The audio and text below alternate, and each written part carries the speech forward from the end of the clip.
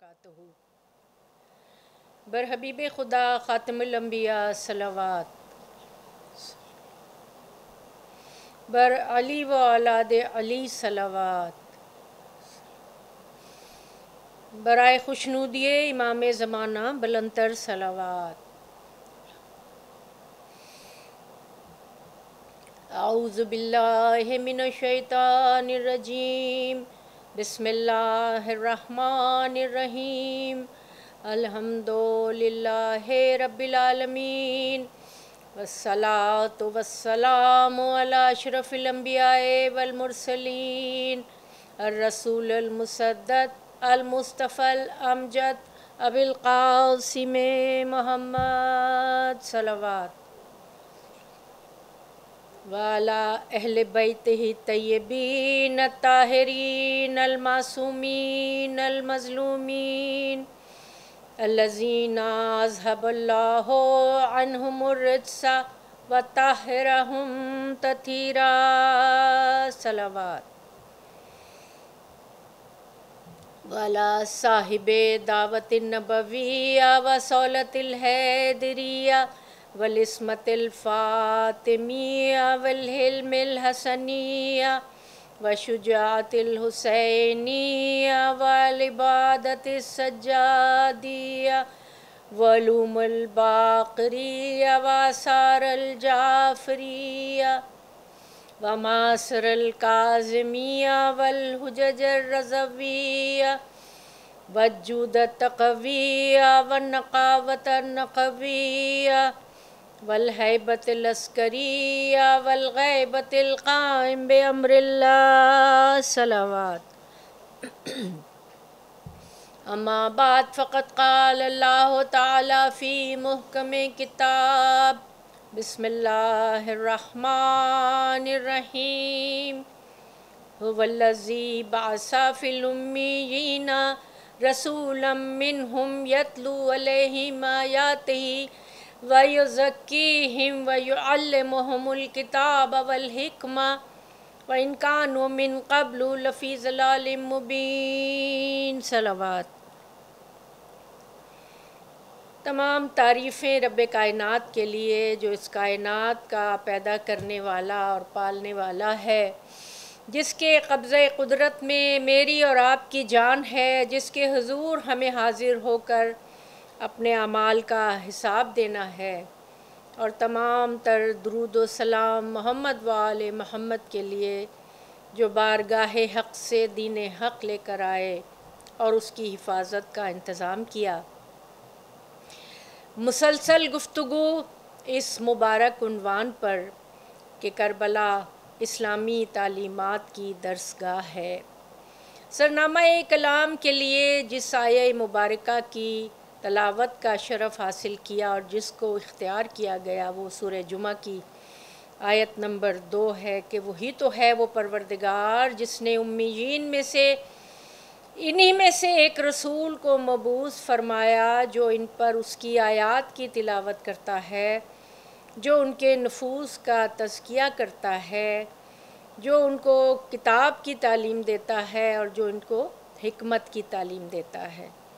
مسلسل گفتگو اس عنوان کے تحت کہ کربلا اسلامی تعلیمات کی درسگاہ ہے، آج ہماری 5ویں گفتگو ہے۔ اسلامی تعلیمات کے چراغ کی متعدد کرنیں جن کا ذکر ہم اپنے اس عشرہ محرم میں کر رہے ہیں، اور ایک کرن اس میں سے علم کی ہے۔ یہ وہ روشنی ہے، یہ وہ نور ہے کہ جو انسان کو اندھیروں میں سے نکال کر روشنی کی طرف لے کر آتا ہے، جس میں ایک بہت روشن کرن جو ہے وہ علم کی ہے۔ یاد رکھیے کہ اسلامی تعلیمات میں وحی کا آغاز ہی اقرأ باسم ربک الذی خلق، خلق الانسان من علق، اقرأ وربک الاکرم الذی علم بالقلم، علم الانسان ما لم یعلم۔ سورہ علق کی ابتدائی 5 آیات جن کی تلاوت کا شرف میں نے حاصل کیا، یہ علم سے متعلق ہیں۔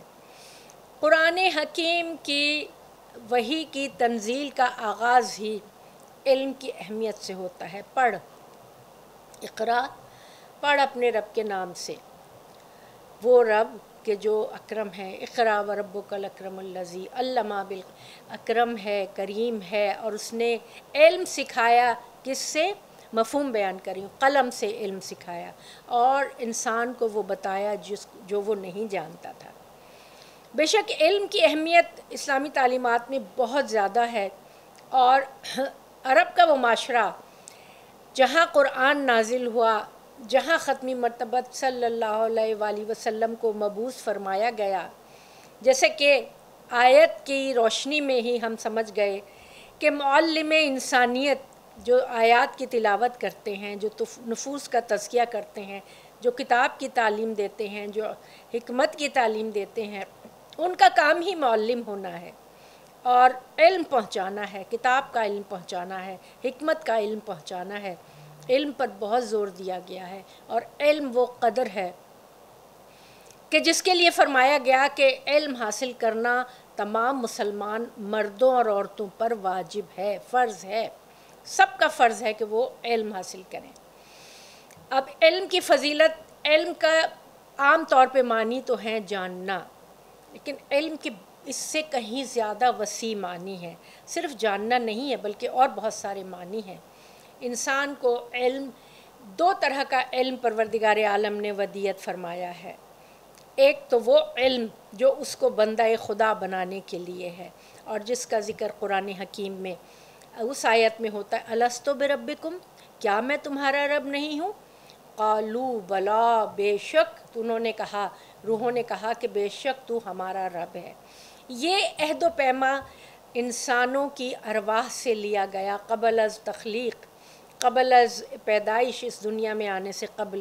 قرآن حکیم کے مطابق انسانوں نے، جو کہ اس وقت مشاہدے کی منزل پر تھے، قالوا بلا، بلا اس وقت کہا جاتا ہے جب کوئی شک و شبہ کی گنجائش نہ ہو، بے شک کیوں نہیں، تو ہمارا رب ہے، کیونکہ وہ جانتے تھے، وہ دیکھ رہے تھے، اس وقت مشاہدے کی منزل پر تھے، عالم ارواح میں۔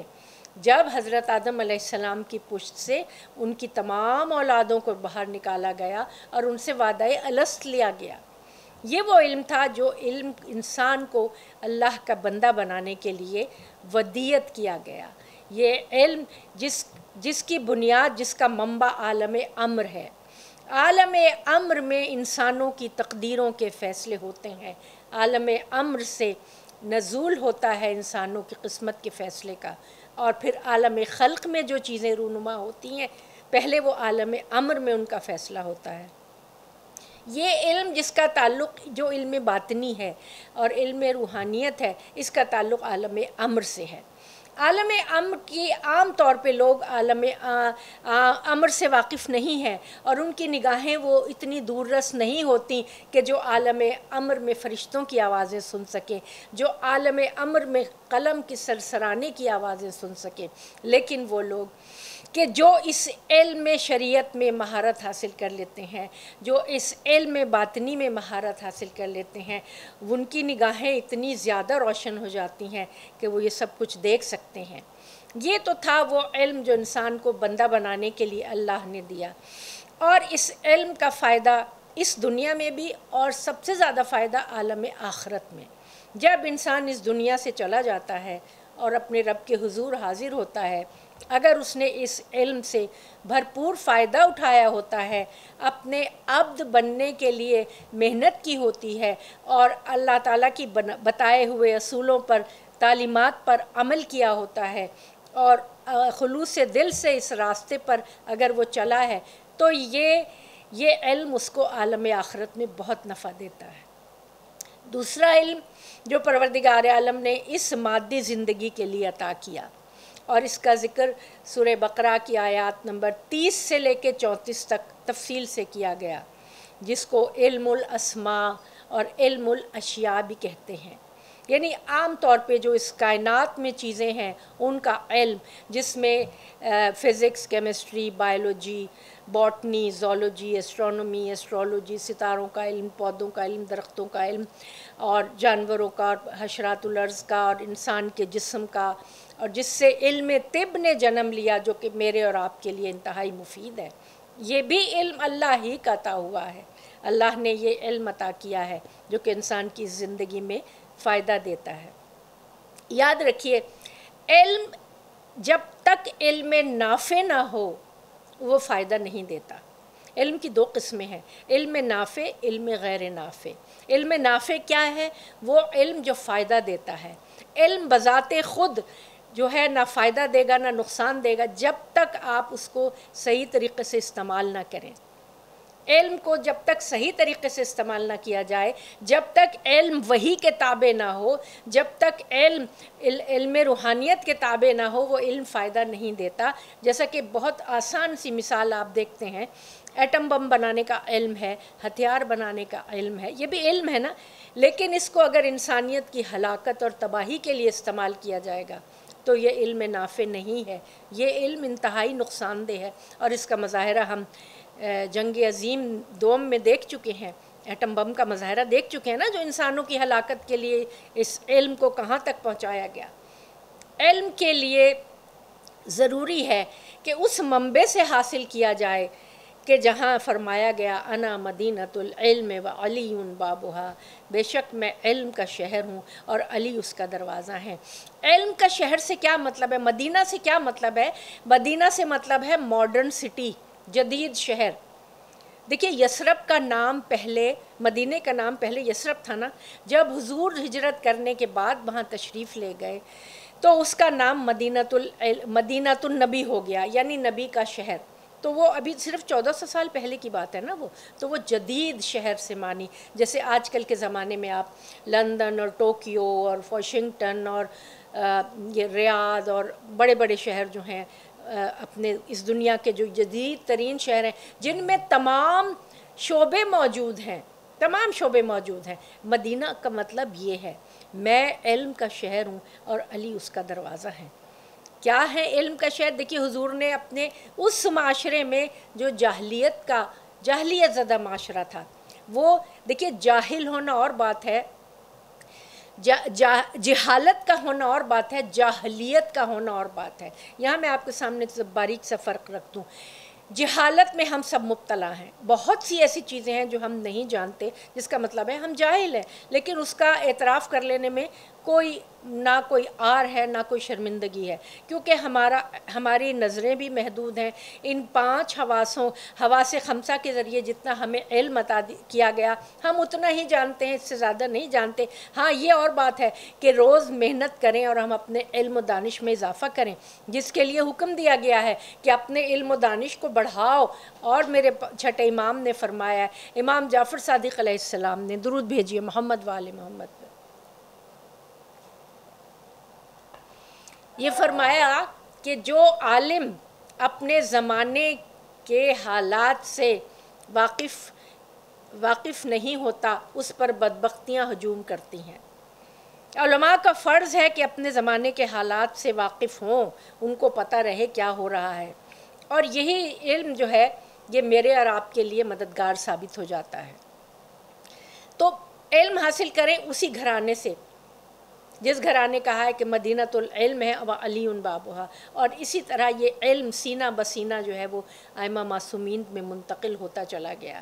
حضور نے تو اپنے علم کا اتنا زیادہ اس وقت اظہار نہیں کیا، اور چونکہ عرب کا جو معاشرہ تھا وہ معاشرہ جاہلیت پر مبنی تھا، جیسے میں نے آپ کو بتایا نا، جہالت اور جاہلیت 2 مختلف چیزیں ہیں۔ جہالت تو یہ ہے کہ نہ ہونا، علم کا نہ ہونا۔ جاہلیت کا مطلب یہ ہے کہ ضد میں آ کر الہی نظام کے سامنے ایک شیطانی نظام قائم کرنا اور ضد میں آ کر نہ ماننا، یہ ہے جاہلیت۔ تو جہالت اور جاہلیت کا فرض آپ کو پتہ چل گیا۔ وہ زمانہ جاہلیت اس لیے تھا کہ جانتے تھے کہ صادق ہیں، امین ہیں، اور جانتے تھے کہ یہ ان کی جوانی، پاکیزہ جوانی ہمارے سامنے گزری ہے، ان کا بچپن ہمارے سامنے گزرا ہے، ان کا خاندان اتنا عظیم الشان ہے، شجرہ نبوت چلا آ رہا ہے، لیکن ضد باندھی ہوئی تھی کہ محمد کی مخالفت کرنی ہے، یہ ہے جاہلیت۔ اور اس کے مقابلے میں اپنا نظام، بت پرستانہ نظام قائم کرنا کہ جس میں سوچنے سمجھنے کی کوئی صلاحیت نہ ہو، جس میں انسان کی آزادی کا کوئی تصور نہ ہو، جس میں انسان کی سرفرازی کا کوئی خیال ہی نہ ہو، یہ ہے جاہلیت۔ تو اسلام جہالت کو ختم کرنے کے لیے بھی آیا اور جاہلیت کو ختم کرنے کے لیے بھی آیا۔ جہالت کو اسلام علم کے ذریعے ختم کرتا ہے اور جاہلیت کو اسلام وحی کے ذریعے ختم کرتا ہے۔ کیوں کہ جب ایک الہی نظام آ گیا، جب اللہ تعالیٰ نے نظام اسلام دے دیا، کیا فرمایا کہ اللہ تعالیٰ کے نزدیک تو بہترین دین اسلام ہے، ان الدین عند اللہ الاسلام، اسلام بہترین دین ہے اور اس کا پورا نظام ہے جو انفرادی زندگی کے لیے، اجتماعی زندگی کے لیے، معاشی زندگی کے لیے، سیاسی زندگی کے لیے، سماجی زندگی کے لیے، خاندانی زندگی کے لیے بہترین نظام ہے، کیونکہ یہ خالق حقیقی کا نظام بنایا ہوا ہے، میرا اور آپ کا بنایا ہوا نہیں ہے، یہ وہی کتابیں ہے جو اپنے پیغمبر کے قلب پر نازل کیا گیا اور جو انسانوں کی بھلائی کے لیے بہترین نظام ہے۔ یہ نظام جب عرب کے سامنے پیش کیا گیا تو جنہوں نے تسلیم کیا انہوں نے وہی کے سامنے سر جھکایا، جنہوں نے تسلیم نہیں کیا وہ صاحبان جاہلیت تھے، وہ جاہلیت تھے جنہوں نے ضد باندھی ہوئی تھی اور اپنے نظام پر اڑے ہوئے تھے۔ تو ان کا انجام آپ نے جنگ بدر میں دیکھ لیا کہ ان کا کیا انجام ہوا۔ اللہ کا نظام تو پریویل ہونے کے لیے آیا تھا، اللہ کا نظام تو پھیلنے کے لیے آیا تھا، اللہ کا نور تو پھیلنے کے لیے آیا تھا۔ اللہ تعالیٰ نے یہ فرمایا اللہ اپنے نور کو مکمل کر کے رہے گا، چاہے مشرکین کتنا ہی برا کیوں نہ مانے۔ یہ تو ہے نا، آج بھی ہم دیکھتے ہیں کہ یہ نور علم کا جو ہے یہ کہاں سے کہاں تک پہنچ رہا ہے۔ یہ میری اور آپ کی میراث ہے۔ علم جو ہے نا وہ مومن کی گمشدہ میراث ہے، جہاں سے بھی حاصل ہو، وہ جہاں سے بھی ملے اس کو حاصل کرو۔ اور یہ وہ مشہور حدیث کے علم حاصل کرو، کیا خواہ تمہیں چین ہی کیوں نہ جانا پڑے۔ اس کا استعارہ بہت، چین چونکہ بہت دور کا علاقہ اس وجہ سے اس کا نام لیا گیا۔ چین میں اس وقت کوئی علم دین نہیں تھا، یاد رکھیے، چین میں اس وقت کوئی کسی اس قسم کا روحانی علم نہیں تھا۔ چین میں کیا تھا؟ صنعت و حرفت کا علم تھا، سلک بنتی تھی وہاں، ادویات بنتی تھی وہاں، اور بہت سارے علوم تھے، کیونکہ چینی تہذیب جو ہے وہ کنفیوشس کی تہذیب تقریباً 2500 سال پرانی ہے۔ تو کیوں کہا کہ علم حاصل کرو، یعنی جتنا زور دیا جا سکتا تھا علم کے اوپر وہ حضور نے دیا۔ اور اس زمانے میں مکے میں، پورے مکے میں صرف 18 یا 20 لوگ ایسے تھے جو لکھنا پڑھنا جانتے تھے۔ عربوں کو لکھنے پڑھنے کا کوئی شوق نہیں تھا، اسی لیے اقرا میں جو ہے وہ قلم کا ذکر آیا، اسی لیے پڑھنے کا ذکر آیا، اسی لیے لکھنے کا ذکر آیا، اسی لیے یہ ذکر آیا کہ پڑھو اپنے رب کے نام سے جس نے قلم سے علم سکھایا۔ قلم کی قسم کھائی گئی، نون والقلم وما یسطرون، قسم کھائی گئی، قلم کی بہت عظمت ہے۔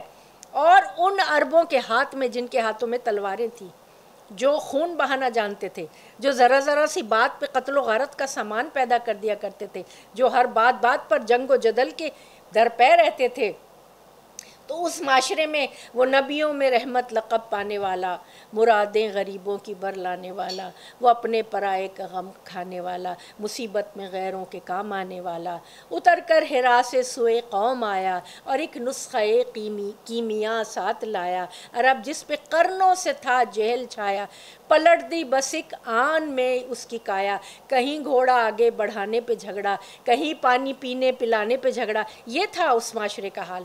تو اس معاشرے میں حضور نے کوشش کیا کی کہ تلوار کو پہلے دکھا کے کہ دیکھو یہ تلوار جو ہے نا، جس کو تم اپنا اعزاز اور فخر سمجھتے ہو، یہ تمہارا فخر اور اعزاز نہیں ہے، تمہارا اعزاز علم ہے، تمہارا اعزاز انسانیت ہے، تمہارا جو سرفرازی ہے وہ اپنے انسان کو پہچاننا اور اپنے رب حقیقی کے سامنے جھک کر بندہ بننا، یہ ہے تمہارا اعزاز علم میں۔ یہ پیغام آیا تھا جس کی مخالفت زمانہ جاہلیت میں سب نے کی۔ علم کے اوپر گفتگو کرتے ہوئے جیسے میں نے آپ کے سامنے کہا 2 قسم کے علم ہیں، علم روحانی اور علم مادی۔ 7ویں، 8ویں اور 9ویں صدی ہجری میں ان دونوں علوم نے بیک وقت ترقی کی، علوم نے اس سے پہلے بھی ترقی کی تھی، جیسے یونان اور مصر کے علم نے، قرآن حکیم میں ہم تاریخ پڑھتے ہیں، ہم دیکھتے ہیں کہ کیسے عاد و سمود کی قوموں نے پہاڑ کاٹ کاٹ کے گھر بنائے تھے، اور وہ بڑے لمبے قد کے خوبصورت، بہت اپنی تہذیب و تمدن سے بڑے نازاں تھے اور بہت ترقی یافتہ تھے اپنے زمانے کے، لیکن ان پر عذاب آیا۔ وہ کیوں آیا؟ کہ ان کا علم جو تھا، ان کے علم نے وحی کی مخالفت کی تھی، انبیاء کی مخالفت کی تھی، جناب صالح کی مخالفت کی تھی، جناب شعیب کی مخالفت کی تھی، جناب ہود کی مخالفت کی تھی، جناب نوح کی مخالفت کی تھی، تو ان قوموں اتنی ترقی کے باوجود ان قوموں پر عذاب آیا۔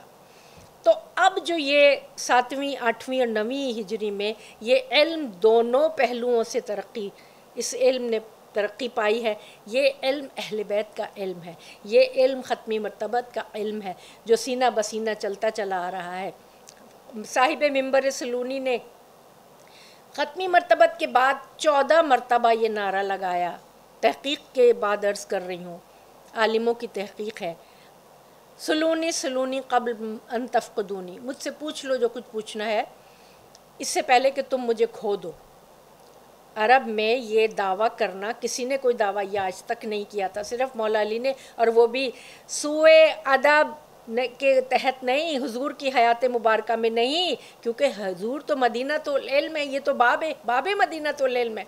آپ کے بعد آپ نے فرمایا پوچھ لو مجھ سے جو کچھ پوچھنا چاہتے ہو۔ تو عرب کے لوگ کیا پوچھتے تھے؟ میرے سر پہ کتنے بال ہیں، یہ ظرف تھا ان کا۔ تو مولا فرماتے تھے اگر میں بتا بھی دوں گا تو گنے گا کیسے، تصدیق کیسے کرے گا اس کی؟ اچھا کوئی پوچھتا تھا میرے گھر میں اس وقت کیا پکا ہوا ہے یہ بتائیں، میری فلاں کمرے حجرے میں فلاں میں کیا ہے، یہ تو ظرف تھا ان کا۔ میرے مولا فرماتے ہیں مجھے حسرت رہی 2 چیزوں کی، کہ جتنا سخی میں تھا اتنا کسی نے مجھ سے مانگا نہیں، اور جتنا علم میرے پاس تھا اتنا کسی نے پوچھا نہیں۔ درود بھیجیے محمد وآل محمد پر۔ پھر کیا فرمایا مولا نے کہ میں زمین سے زیادہ آسمان کے راستوں کو جانتا ہوں، مجھ سے آسمان کے راستے پوچھو۔ یعنی دیکھیے ان بٹوین دا لائنز مولا نے اپنے علم کا اظہار اس طرح کیا کہ میں شلال سے بجلی روشنی پیدا کر سکتا ہوں۔ شلال کہتے ہیں آبشار کو، یہ جو ہمارے ڈیمز اور یہ سب ہوتے ہیں ان سے آبشاروں سے بجلی پیدا کی جاتی ہے، تو اس وقت یہ مولا نے ذکر کیا تھا۔ علم کے اس منزلت پر میرے مولا فائز تھے کہ ان کے زمانے کا کوئی شخص اور تمام ائمہ معصومین آنے والے زمانوں میں ہم نے دیکھا کہ جب مناظروں کا کلچر عام ہوا اور یہودی اور عیسائی اور زندیقی اور طرح طرح کے علماء جب عباسیوں کے زمانے میں آنے شروع ہوئے اور عباسیوں نے ایک میدان ایسا برپا کیا اپنے آپ کو علم دوست ثابت کرنے کے لیے کہ انہوں نے مناظرے کروائے ائمہ معصومین سے، تو آج تک تاریخ گواہ ہے کہ کوئی مناظرہ ایسا نہیں تھا جس میں ائمہ معصومین نے فتح نہ حاصل کی ہو، جس میں امام علی رضا علیہ السلام ہے، جس میں امام محمد تقی امام علی نقی علیہ السلام ہے، جس میں امام جعفر صادق علیہ السلام ہے۔ اور جہاں امام جعفر صادق علیہ السلام کا ذکر آتا ہے، آپ کا مدرسہ عظیم الشان مدرسہ، وہ جامعہ تھی، وہ یونیورسٹی تھی جس میں بیک وقت 4000 شاگرد پڑھتے تھے، 4000 شاگرد بیک وقت علم حاصل کرتے تھے۔ یہ تھا علم اہل بیت، یہ تھا علم اہل بیت۔ اور وہ شاگرد سب مسلمان نہیں تھے، تمام دین کے ادیان کے ماننے والے، کچھ بے دین کچھ لا مذہب، سب پڑھا کرتے تھے اور ہر قسم کا سوال کیا کرتے تھے، ہر قسم کے نالج حاصل کرتے تھے، جس میں جغرافیہ بھی، جس میں سائنس اور اخلاقیات اور علم کلام اور علم تفسیر اور علم حدیث اور علم فلکیات، ستاروں کا علم، ہر قسم کا علم پڑھایا جاتا تھا۔ 4000 شاگرد، بہت سے شاگرد امام کے ایسے تھے جو کئی 100 کتابوں کے مصنف تھے۔ جابر ابن حیان کو بابائے کیمسٹری کہا جاتا ہے، آج بھی ان کی کتابیں یورپ کی یونیورسٹیز میں پڑھائی جاتی ہیں، اور جدید ترین ایک کتاب جو سپر مین ان اسلام جو لکھی گئی ہے اس میں 25 مصنفین میں سے صرف 2 مسلمان ہیں، باقی سارے غیر مسلم ہیں۔ یہ ہے علم اہل بیت، یہ ہے علم محبت جو ہمارا سب سے بڑا سرمایہ ہے۔ اہل بیت کے گھر سے ہمیں سب سے بڑا سرمایہ جو ہے نا وہ علم کا ہمیں عطا ہوا ہے، اور مومنین کی یہ خوش قسمتی ہے کہ ہمارے لیے علم جو جس دریا سے علم بہتا ہوا ہمارے طرف آ رہا ہے وہ علم نافع ہی ہے، اس میں شائبہ بھی نہیں علم غیر نافع کا۔ آپ کو علم نافع صرف اہل بیت ہی کے در سے ملے گا، اور یہ علم نافع وہ ہے، دیکھیے میرے پاس وقت نہیں کہ میں ہر چیز کو کھول کھول کے بیان کروں، لیکن جب انشاءاللہ آپ آنے والے وقتوں میں دیکھیں گے کہ ائمہ معصومین کو وقت ملا تو انہوں نے علوم کی ترویج و اشاعت کے لیے کتنے بڑے بڑے کام کیے۔ کربلا کے بعد چوتھے امام کو تو اس قدر سختیوں کا سامنا تھا کہ آپ نے اپنے علوم دعاؤں کی شکل میں دنیا کے سامنے رکھے، اور دعاؤں کے جب آپ پڑھتے ہیں تو ان بٹوین دا لائنز آپ کو پتہ چل جاتا ہے کہ امام کیا سکھانا چاہ رہے ہیں۔ اس وقت اتنی سختی اور پابندی تھی۔ اس کے بعد 5ویں اور 6ٹھے امام کو کچھ وقت ملا تھا، کیونکہ عباسی اور بنی امیہ کی آپس میں جنگ اور چخلس چل رہی تھی، تو آپ نے اپنے اجداد کے مدارس کو جو ہے ان کا احیاء کیا اور ان کو بہت زیادہ بڑھایا۔ جیسے میں نے آپ کے سامنے عرض کیا، محمد ابن مسلم اور فرغانی اور ابن سینا، ابن الحسم، یہ سارے سائنسدان جو تھے، میتھمیٹیشینز تھے، علم الفلکیات رکھنے والے تھے، اور سائنس، فزکس، کیمسٹری کے ہم بہت ماہر تھے۔ انہوں نے اپنے علوم کو اتنی ترقی دی کہ یہ ترقی کتابوں کی شکل میں دنیا کے سامنے آئی، اور یہ شاگرد جب اپنے اپنے ملکوں میں جایا کرتے تھے تو وہ علم پھیلایا کرتے تھے، یہاں تک کہ یہ تاریخ کی اس ڈکیتی تک پہنچ گئے جو تاریخ کی سب سے بڑی ڈکیتی کب ہوئی؟ وہ ڈکیتی ہوئی صلیبی جنگوں کے دوران۔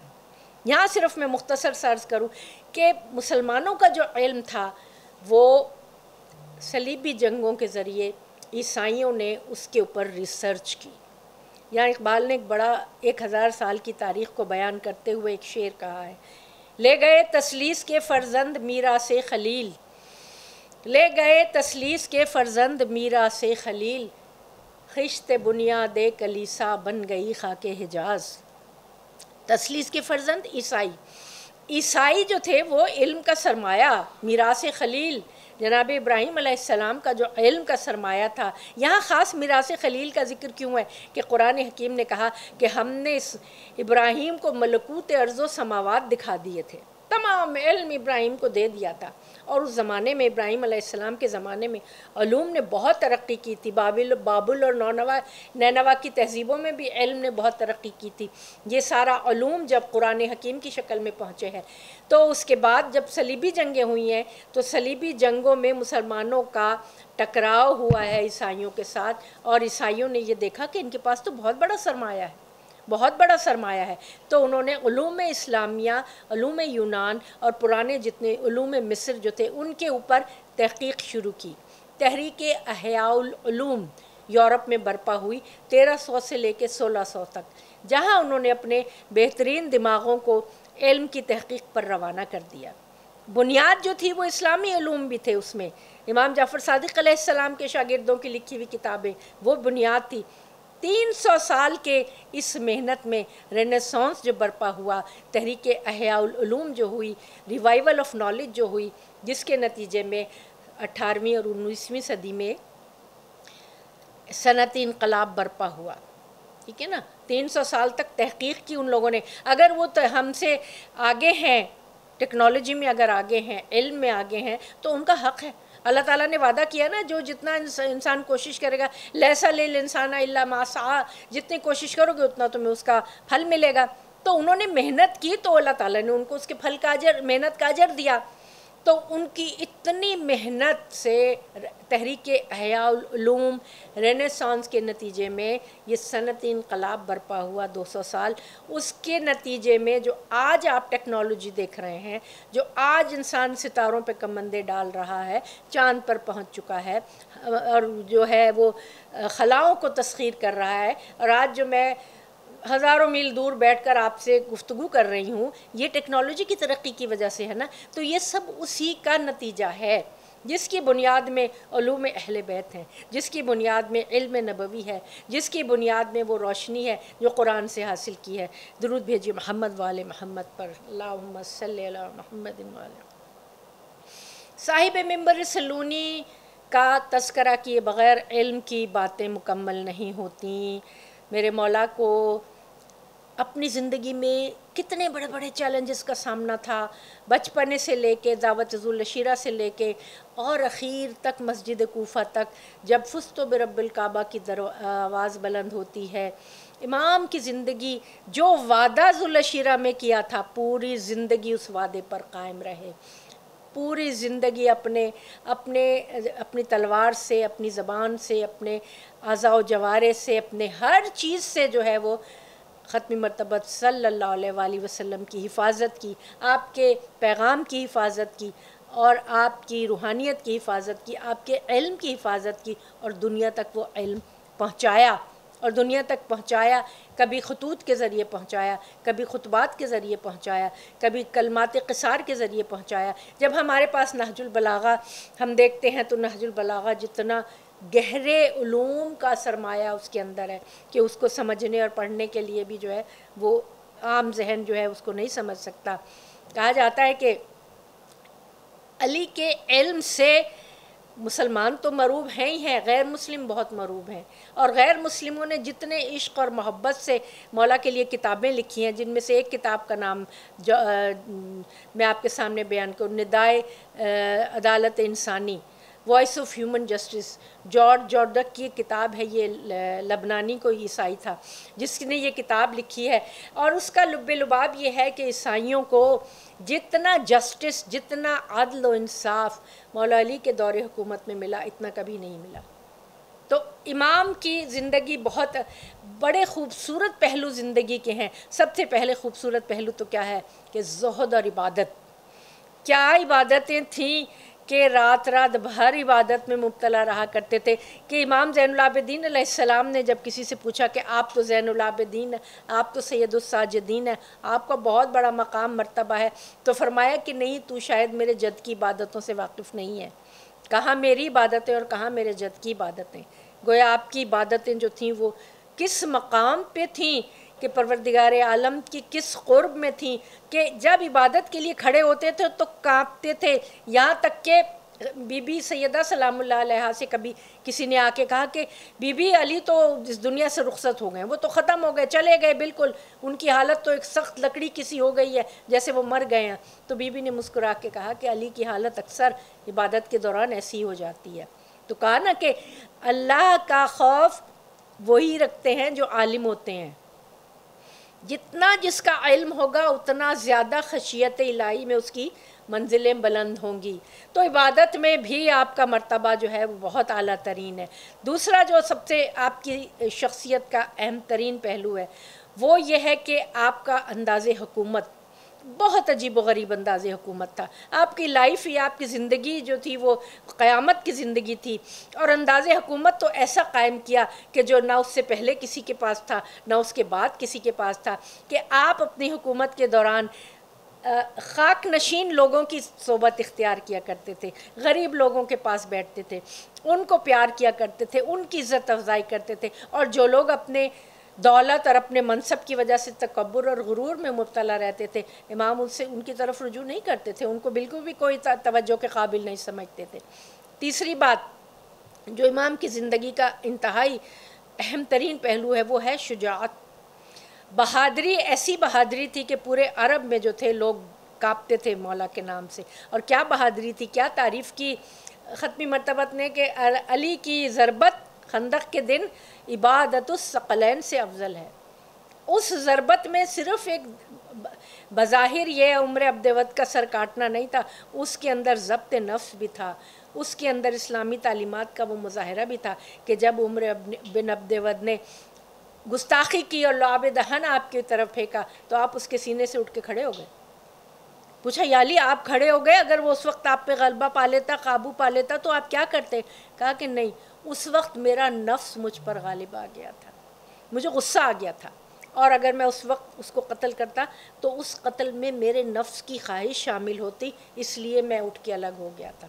پھر جب میرا غصہ رفع ہوا تو میں نے اسے صریحاً قصداً خالصتاً خوشنودی رب کے لیے میں نے اس کو قتل کیا۔ تو یہ عبادت، یہ ضبط نفس اور یہ شجاعت اور یہ بہادری جو تھی یہ آپ کا ایسا خاصا تھا کہ اس کے بعد اس کا کوئی جواب نہیں لا سکا۔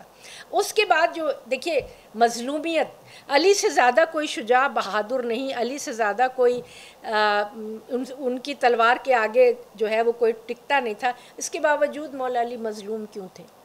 مظلوم اس لیے تھے کہ آپ کو اسلامی تعلیمات کا پاس تھا، اور آپ کے چاروں طرف جو لوگ تھے وہ حسد میں بھی مبتلا تھے، وہ خوف میں بھی مبتلا تھے، وہ ڈرتے بھی تھے، اور وہ چاہتے تھے کہ کسی طرح ان کو نیچا دکھائیں۔ آپ کی زندگی میں بھی لوگ جو تھے آپ کے مخالف رہے، آپ کے بعد بھی جو ہے ممبروں سے سب و شتم ہوتا رہا سالوں، کتنا مظلوم ہے میرا مولا کہ جس کے لیے قرآن کی آیتیں جس کی فضیلت میں اتری ہوں، جو آیے تطہیر میں ہو، جو آیے ولایہ میں ہو، جو آیے مودت میں ہو، جو آیے مباہلہ میں ہو، اس کے لیے ممبروں سے سب و شتم. کس قدر مظلوم ہے میرا مولا. لیکن پروردگار عالم نے اسی مظلومیت کا صلہ کیا عطا کیا میرے مولا کو کہ آج تک کوئی جواب نہ لا سکا میرے مولا کے مقابلے میں. مسلمان تو مسلمان، غیر مسلم بھی جو ہیں جب وہ تاریخ لکھتے ہیں تو وہ اپنی تاریخ میں لکھتے ہیں کہ علی کے جیسا ہم نے کوئی نہیں دیکھا، ہم نے آج تک دیکھا ہی نہیں. اور آج تک مکمل طور سے مولا کے فضائل بیان ہی نہیں ہو سکے کہ کہا کہ جتنے حضور نے چھپائے، حضور نے بتایا کہ یا علی میں تمہارے سارے فضائل دنیا کے سامنے بیان نہیں کر سکتا کہ لوگ گمراہ ہو جائیں گے.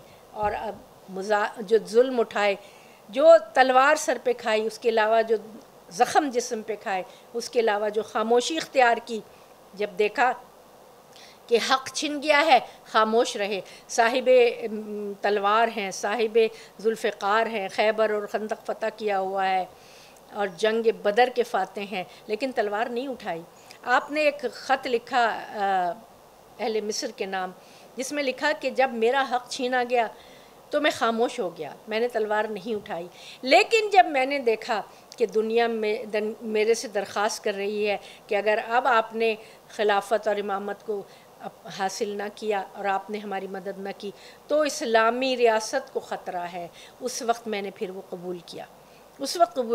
اور آپ کا دور خلافت بھی جب ہم دیکھتے ہیں انشاءاللہ کل کی گفتگو میں اس کی طرف دیکھیں گے کہ کتنا عظیم الشان مختصر سا عرصہ ہے اور اس میں کیسی عظیم الشان کامیابیاں اخلاقی لحاظ سے بھی، علمی لحاظ سے بھی، انتظامی لحاظ سے بھی اور تاریخ میں یادگار نقوش چھوڑنے کے حساب سے بھی جو آپ کی حکومت، مختصر سی حکومت میں آپ نے وہ مثالیں قائم کر دی جو اخیر تک، جو 11ویں امام تک ائمہ معصومین انہی کے نقوش پر چلتے رہے اور انہی کو دوبارہ سر نو زندہ کرنے کے لیے کوشاں رہے.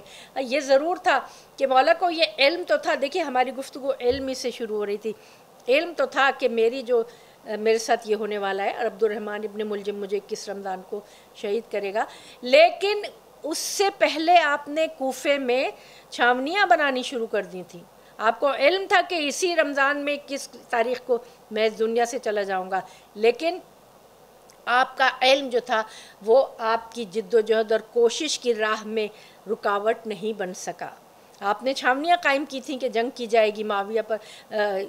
کوفے کی لوگ کہتے ہیں نا کوفے کو اس لیے کہ کوفہ درمیان میں تھا اور گزرگاہ تھا قافلوں کی اور کاروان کی، تو اس لیے کوفے کو آپ نے اپنی وہ بنایا تھا، چھاونی بنائی تھی اور کیپٹل بنایا تھا، جس پہ مسجد کوفہ ہی میں آپ نے پھر جامع شہادت نوش کیا.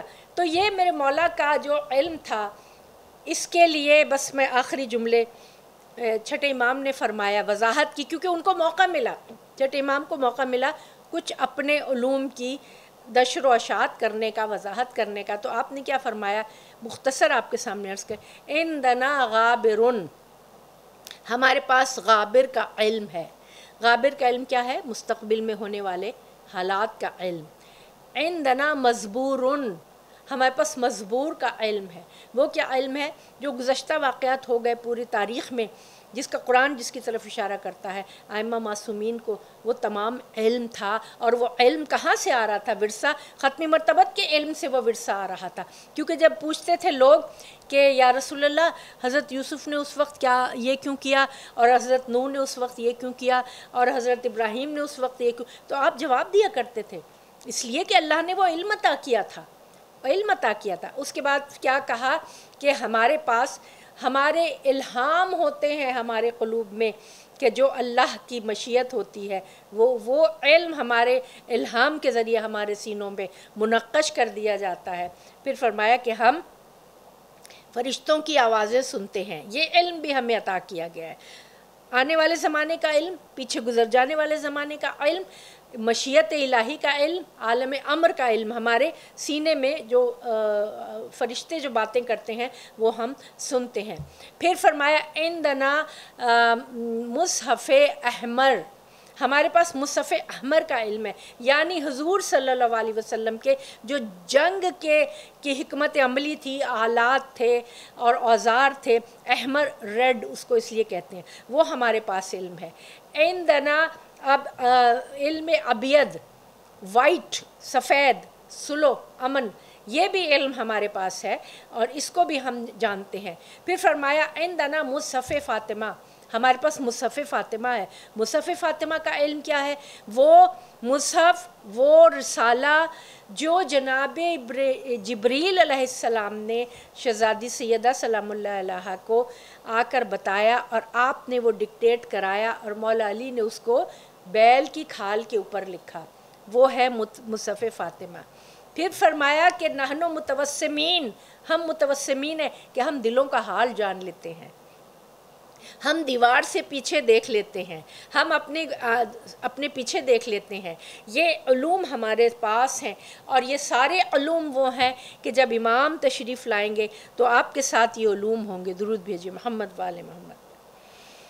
تو یہ سارے علوم جو تھی، جن کی نشر و اشاعت اور جن کے فروغ کے لیے ائمہ معصومین نے اپنے اپنے زمانے میں ہر قسم کا طریقہ اختیار کیا، اور جیسے جیسے ان کو اجازت ملتی، جیسے جیسے ان کو موقع ملتا تھا، اس کو فروغ دیتے تھے۔ ہمارا سب سے بڑا سرمایہ ہے اور ہم اس سرمایے کو، ہمیں اسے ترقی دینی ہے اور فروغ دینا ہے۔ بس میرے پاس وقت ختم ہونے والا ہے اور کربلا اسلامی تعلیمات کی درسگاہ ہے، اس عنوان کے تحت، اس عزا خانے کی روایت کے تحت آج جن شہیدوں کا ذکر ہونا ہے وہ شہید ہیں جناب آنو محمد، جناب زینب کے فرزند۔ یہ وہ معصوم بچے ہیں جو اپنی جوانی کے آغاز میں ہیں، جو اپنے لڑکپن پہ پہنچے ہوئے ہیں اور حسین و جمیل بچے ہیں۔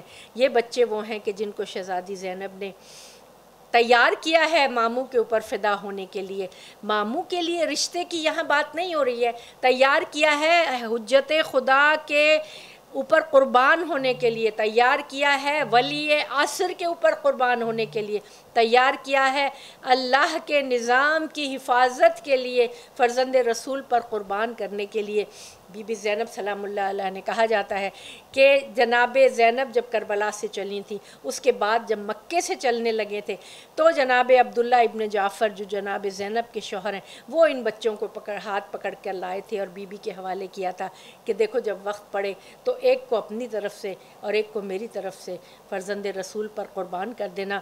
بی بی زینب سلام اللہ کے بچے چھوٹے بچے ہیں اور صبح سے کوشش کر رہے ہیں، روز عاشور دیکھ رہے ہیں، لوگ جا رہے ہیں، اصحاب کی قربانیاں ہو گئیں اور اعزہ انصار کی قربانیاں ہو گئیں۔ یہ بچے منتظر ہیں کہ ماموں جان کب ہمیں اجازت دیں، ماموں کب ہمیں اجازت دیں، اور بی بی نے ساری رات ان کو سبق پڑھایا ہے، بی بی نے ساری رات ان کو تیار کیا ہے کہ دیکھو کل مجھے میری ماں کے سامنے شرمندہ مت کرنا، کل مجھے تمہیں میری ماں کے سامنے میری عزت رکھنی ہے کہ میرے ماں جائے پر سے قربان ہونا ہے۔ بی بی زینب نے اپنے بچوں کو تیار کیا۔ کسی شاعر نے کیا خوب کہا ہے، ستاروں کی آمد ہے کالی گھٹا میں، سروہی کا عالم ہے موج ہوا میں، خبر لائے ہیں پیک دشت جفا میں، خبر لائے ہیں پیک اہل جفا میں کہ دو شیر آتے ہیں دشت وغا میں۔ یہ دو شیر کون ہیں؟ بی بی زینب کے فرزند ہیں۔ رہیں سیدھی تلواریں منہ مڑ رہے ہیں، پروں کو سنبھالو کہ ہوش اڑ رہے ہیں، پروں کو سنبھالو کہ ہوش اڑ رہے ہیں۔ بہادر بچے ہیں، میدان جنگ میں آئے ہیں، سفارہ ستم کے رسالے ہوئے ہیں، نیاموں سے خنجر نکالے ہوئے ہیں، بلند اس طرف رن میں بھالے ہوئے ہیں، ادھر دل کو زینب سنبھالے ہوئے ہیں، ادھر دل کو زینب سنبھالے ہوئے ہیں، کمر دونوں بیٹوں کی بندھوا رہی ہے، مسلح پہ جنگ فرما رہی ہیں۔ ارے یہ لڑکے وہ ہیں جن کا مکتب وفا ہے، فن جنگ اکبر سے حاصل کیا ہے، معلم شبیہ رسول خدا ہے، رکے کب سبق یہ انہوں نے پڑھا ہے، رکے کب سبق یہ انہوں نے پڑھا ہے، جگر ہے یہ بھوکے یہ پیاسے علی کے، نواسے علی کے، نواسے علی کے۔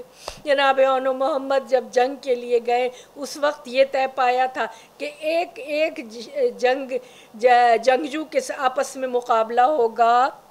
یہ بچے جب جنگ کے لیے گئے ہیں انہوں نے رجز پڑھا ہے، جناب محمد نے رجز پڑھا ہے کہ تم نے قرآنی تعلیمات کو پامال کر دیا اور تم نے جہالت کو دوبارہ زندہ کر دیا، اور میں علی کا نواسا ہوں اور میں جعفر طیار کا پوتا ہوں، میرے دادا کو جنت میں پر عطا ہوئے ہیں، سبز رنگ کے پر عطا ہوئے ہیں جس سے وہ جنت میں پرواز کرتے ہیں۔ جنگ موتا میں جناب جعفر طیار جب شہید ہوئے تھے تو حضور نے بتایا تھا کہ جعفر کو جنت میں زمرد کے پر عطا ہوئے ہیں جس سے وہ پرواز کرتے ہیں، تو ان کے دادا جعفر طیار ہیں، ان کے نانا شیر خدا ہیں، میں علی کا نواسا ہوں، میرے مقابلے پر آؤ۔